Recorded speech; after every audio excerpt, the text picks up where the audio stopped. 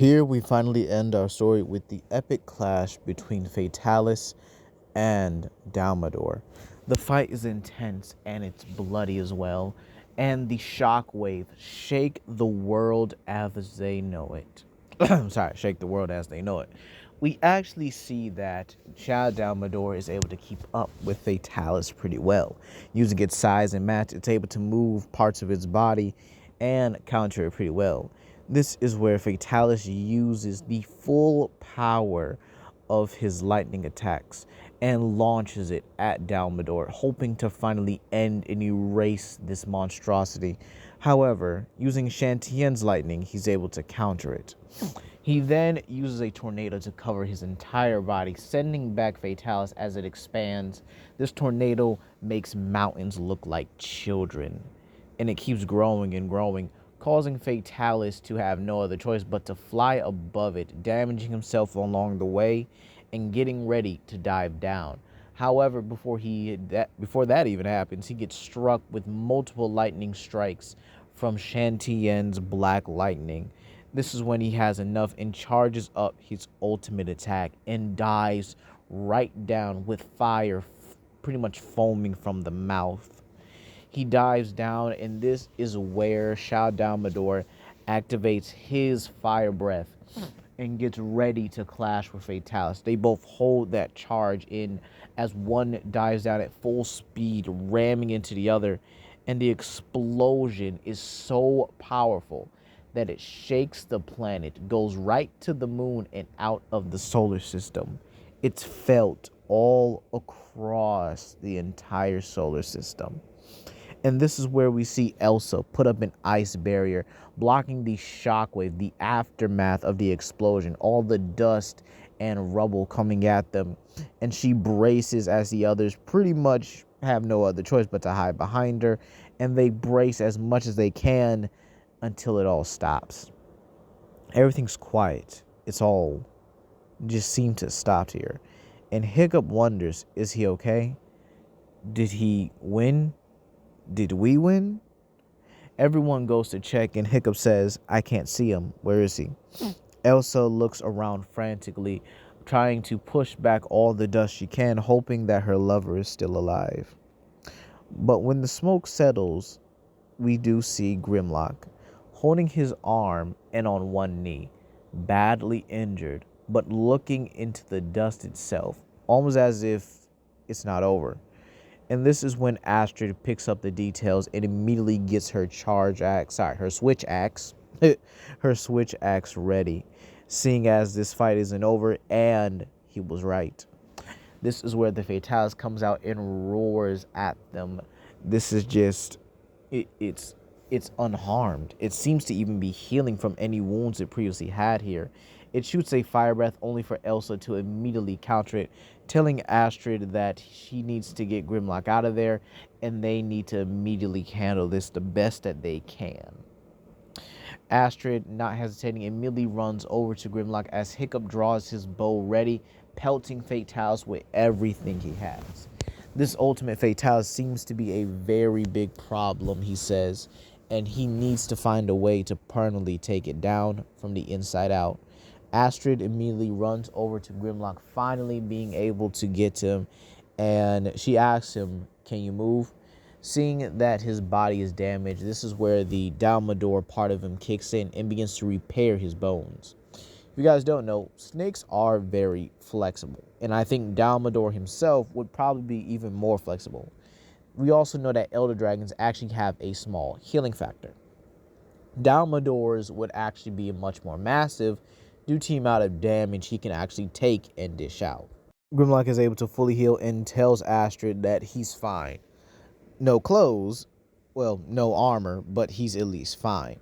And then he runs at Fatalis as Astrid is able to stop freezing, or at least stops the clash between the two. And Grimlock immediately starts using straight hands to beat on Fatalis, shocking everyone. And then he gets them together and says, what are you waiting for? Let's end this.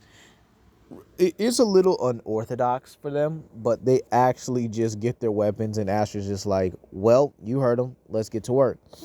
And this is where we actually get, again, another montage. We basically see them being able to handle and hold their own against Fatalis.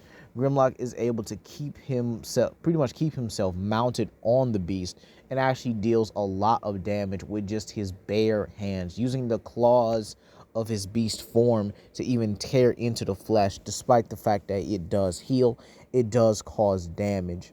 Hiccup keeping a long range, and Elsa and Astrid keeping a very close range. However, Fatalis unleashes his ultimate fire breath. Yeah, he unleashes it, and they have no other choice but to run behind some rubble of the remaining temple. And this is where Grimlock says they need to find a way to end this. They need to end this quick. To which the others say they're all ears for it. And this is where Grimlock has to think to himself, how can he best serve the team? Or how can the team best serve each other?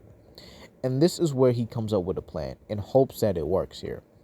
He tells Elsa that he's going to be the one to distract Fatalis, or at least counter his fire breath, while Hiccup, and he says this as he grabs multiple of the Mortumento cartridges and wraps them around an arrow.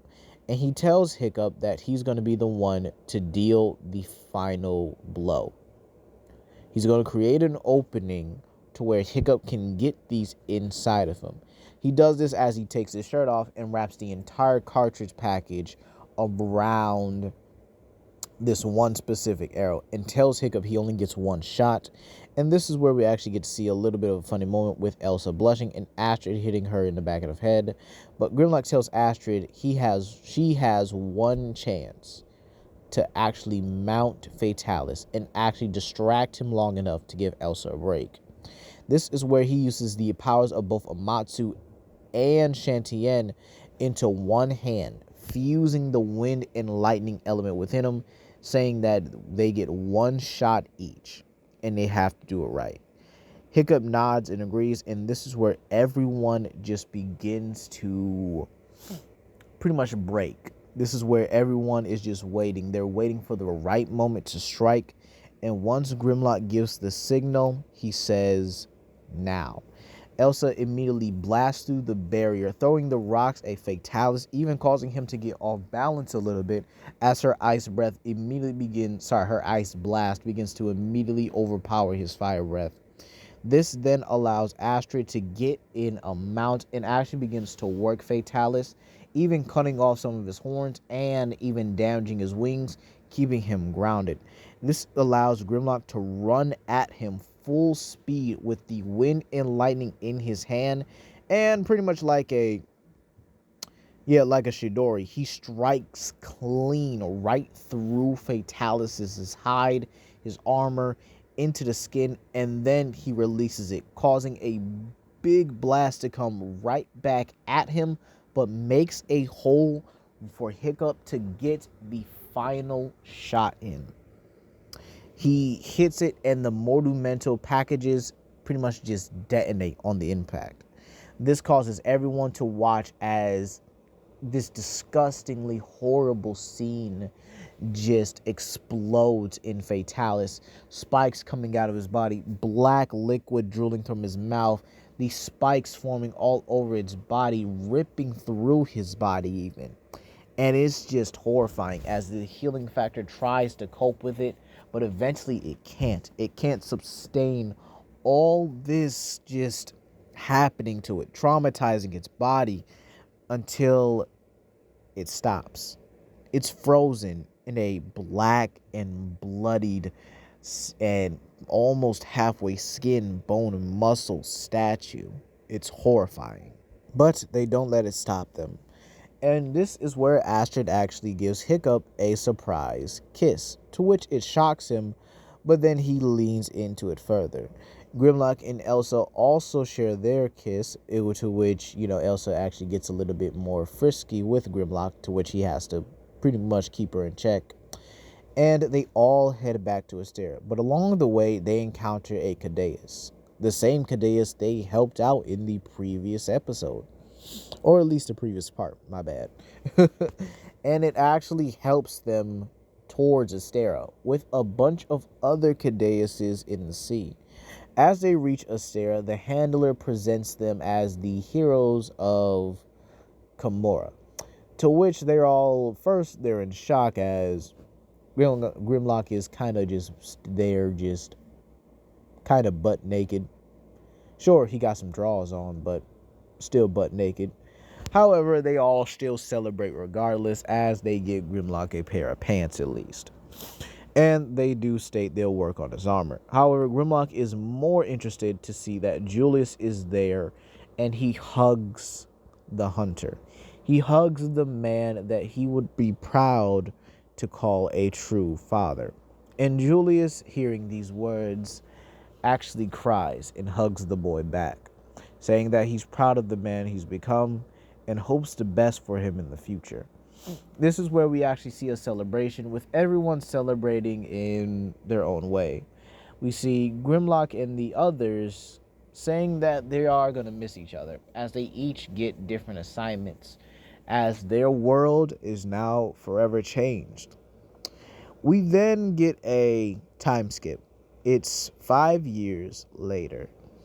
Elsa and Grimlock are married. Grimlock has mastered his Dalamadur-like state and can change and use certain parts of him at will, even mastering the Matsu and Shantian powers.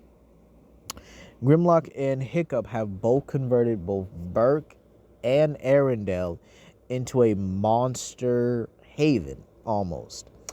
Pretty much doing what Monster Hunter Stories is able to do. They're able to not only breed the monsters they have, but they're able to ride them. They're able to pretty much work alongside them and use them for everything.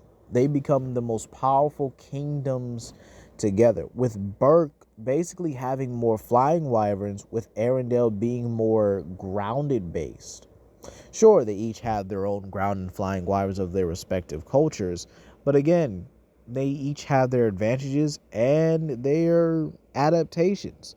They even learn to tame some sea wyverns or some leviathans and elder dragons as well. Everything pretty much goes up for all of them. While Astrid and Hiccup do start dating and they're on their way to getting married, they are called to the Kimura region to actually go through the events of Monster Hunter Rise. And they're actually doing well for themselves. Now, how would I really end this story? I might say Grimlock and Faust, go their separate ways, with Faust living in the forest of Arendelle, only to be called upon when he's needed. Same with Grimlock. Oh, I would also include that Faust does have children with a female Malfestio.